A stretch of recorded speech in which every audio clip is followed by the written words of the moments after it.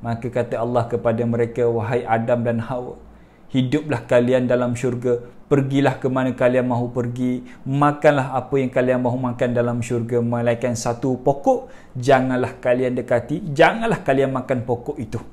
Itu sahaja arahan yang Allah bagi kepada mereka, sangatlah simple.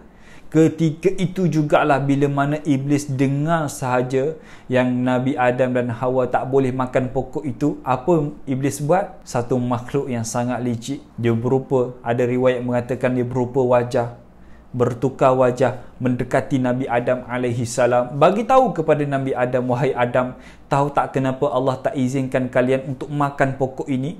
Kerana seandainya kalian makan pokok ini, maka kalian akan kekal selama-lamanya dalam syurga.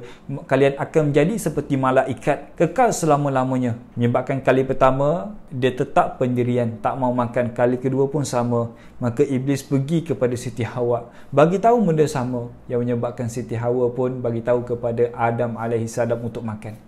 Maka ketika itulah Hawa makan, dan Hawa kata kepada Nabi Adam, wahai suami aku makan tidak ada apa-apa pun.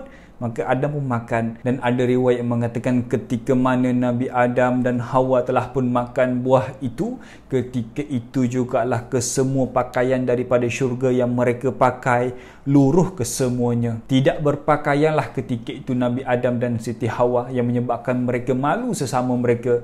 Dia ambil satu kain, dia ambil apa-apa yang boleh menutup aurat kedua antara mereka. Mereka malu ketika itu, yang menyebabkan ketika itu jugalah Allah menurunkan satu arahan, yang mana Allah mengarahkan Adam dan Hawa diturunkan daripada syurga, diturunkan ke bumi, yang mana Hawa diturunkan dekat Jeddah dan Nabi Adam diturunkan dekat bahagian India, Sri Lanka. Ketika itu jugalah Allah turunkan satu makhluk lagi yang bernama Iblis dekat atas muka bumi. Cuma Iblis, di mana dia diturunkan, sangat banyaklah riwayat. Cuma itu tak penting sangat, Iblis kan.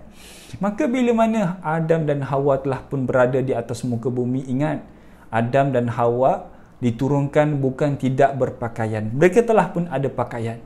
Cuma pakaian yang diluruhkan, yang dibuangkan oleh Allah, itu pakaian daripada syurga. Kan, bila mana mereka tidak berpakaian, mereka ambil apa sahaja yang boleh jadikan pakaian mereka. Dan ketika mana mereka turun daripada syurga ke bumi, kali pertama mereka injakkan kaki ke bumi, telah pun ada pakaian, dan mereka mencari di antara satu sama lain. Ya, betul, mestilah akan mencari, kerana mereka suami dan isteri, sudah tentu mereka akan mencari satu sama lain. Adam dan Hawa mencari di antara satu sama lain, maka Allah takdirkan mereka bertemu di satu tempat yang bernama Arafah. Arafah lah mereka bertemu, dan mereka beranak pinak, hidup dengan bahagia dekat sana. Dan Nabi Adam dan Siti Hawa, Allah kurniakan kepada mereka kesemuanya anak mereka kembar, yang mana mereka ada 20 orang kembar, dan kesemua anak Nabi Adam dan Siti Hawa mempunyai 40 orang anak. Lelaki perempuan, itulah sampai anak yang ke-40. Maka dalam banyak-banyak anak Nabi Adam alaihissalam ni, kita masyhur dalam kalangan kita dua nama, Qabil dengan Habil, kan? Kerana banyak kisah yang kita boleh dapat daripada perihal peristiwa Qabil dengan Habil, yang mana kisah mereka bukan hanya untuk sedap telinga mendengar, tidak, tapi di sebalik cerita mereka banyak sangat pengajaran yang kita boleh ambil. Yang mana bila mana Qabil dengan Habil ini telah pun membesar, Nabi Adam ajarkan kepada mereka macam mana bertani, Nabi Adam ajarkan kepada mereka macam mana nak berternak dan sebagainya. Ilmu-ilmu kehidupan Nabi Adam ajarkan kepada mereka. Daripada mana Nabi Adam belajar? Daripada Allah Subhanahu Wa Taala. Mereka telah pun diajar oleh Nabi Adam alaihi salam. Menyebabkan Habil dia cenderung kepada berternak binatang. Qabil dia cenderung kepada bertani, menghasilkan tanaman-tanaman, menghasilkan sayur-sayuran dan sebagainya. Maka bila mana mereka membesar dan sebagainya, ketika itu Allah turunkan satu syariat kepada Nabi Adam alaihi salam, yang mana syariat Nabi Adam ketika itu boleh berkahwin di antara adik-beradik, tetapi tidak dibenarkan sesama kembar. Maksudnya apa? Kembar pertama boleh kahwin dengan anak kembar yang kedua, tak boleh sesama kembar.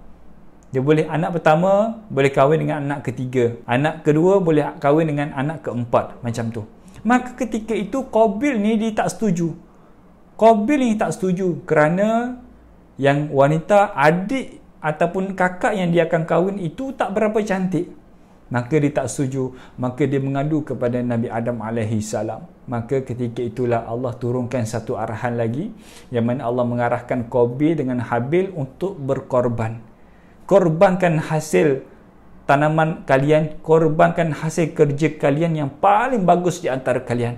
Maka barang siapa hasil tanaman ataupun hasil binatang ternakan yang paling bagus, itulah yang Allah akan pilih, dan mereka kena redha dengan apa tuntutan daripada Allah Subhanahu wa taala. Maka apa yang dibuat Habil dengan Qabil?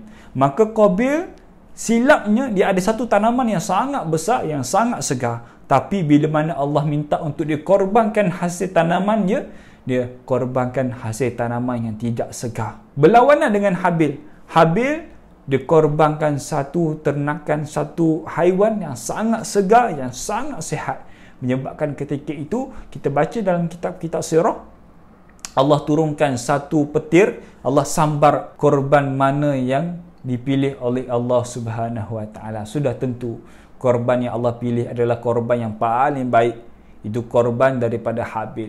Maka apa Qabil buat? Sudah tentu satu manusia yang sangat dendam, dia tak puas hati dengan Habil, sehingga kan dia mengatakan kepada Habil, wahai Habil, aku nak bunuh kamu. Apa jawab Habil? Kalaulah seandainya kamu nak bunuh aku, janganlah bimbang, aku tidak akan membunuh kamu balik. Tengok, orang baik daripada dulu lagi ada, orang baik daripada permulaan manusia telah pun ada, sampailah ke hari kiamat insya-Allah akan ada orang baik. Maka ketika itulah Habil dibunuh oleh Qabil. Maka Qabil ni bila mana dia dah bunuh Habil, dia tak tahu nak buat macam mana. Jenazah Habil tu dia tak tahu nak buat macam mana. Dia dah menyesal kesilapannya, dia menyesal, tapi dia tidak bertaubat kepada Allah Subhanahu wa taala. Siapa Qabil?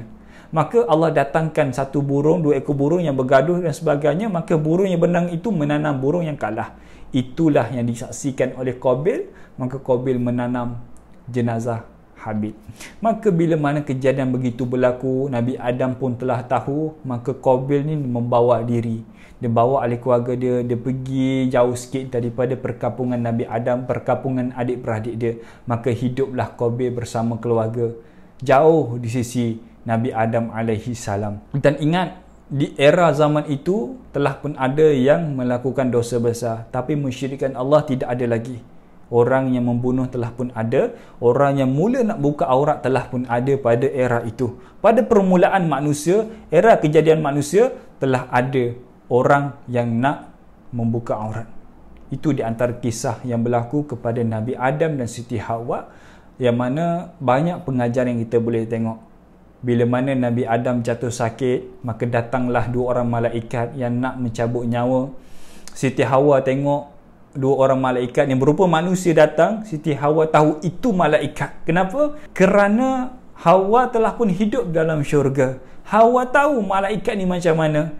Dan ketika itu jugalah bila mana Siti Hawa tahu yang Nabi Adam nak dicabut nyawanya oleh malaikat, Siti Hawa redha dan Nabi Adam wafat. Tak lama kemudian wafatlah Siti Hawa juga. Itu di antara kisah Nabi Adam alaihissalam dan Siti Hawa yang banyak pengajaran kita boleh tengok. Jangan terburu-buru, jangan memandai-mandai dalam membuat ibadah. Banyak ibadah yang kita boleh buat, tapi ketahuilah setiap ibadah itu kita kena belajar. Boleh jadi ada satu ibadah yang lagi ringkas, tapi pahalanya lagi banyak. Macam mana nak tahu? Kena belajar. Wallahu alam. Assalamualaikum warahmatullahi wabarakatuh. Mungkin nak describe siapakah Nabi Idris tu mungkin tak banyak, tapi ketahuilah kedudukan darjat Nabi Idris alaihi salam sangatlah tinggi di sisi Allah Subhanahu wa taala. Yang mana dekat bumi ada seorang pemuda, dia adalah nabi, dia adalah rasul yang sangat rajin berzikir kepada Allah, sangat rajin beribadah kepada Allah. Sebab apa? Sifat para malaikat, mereka diciptakan untuk beribadah kepada Allah. Jadi bila mana ada seorang manusia, yang mana manusia ni ada akal, yang mana manusia ni ada nafsu, tapi manusia ini memilih untuk berzikir kepada Allah Subhanahu wa taala dan meninggalkan nafsu dia. Wahai Allah, izinkan aku untuk turun ke bumi untuk aku berkawan dengan Nabi Idris alaihi salam. Baru sahaja sebentar tadi Allah mengarahkan aku untuk cabut nyawa kamu wahai Idris.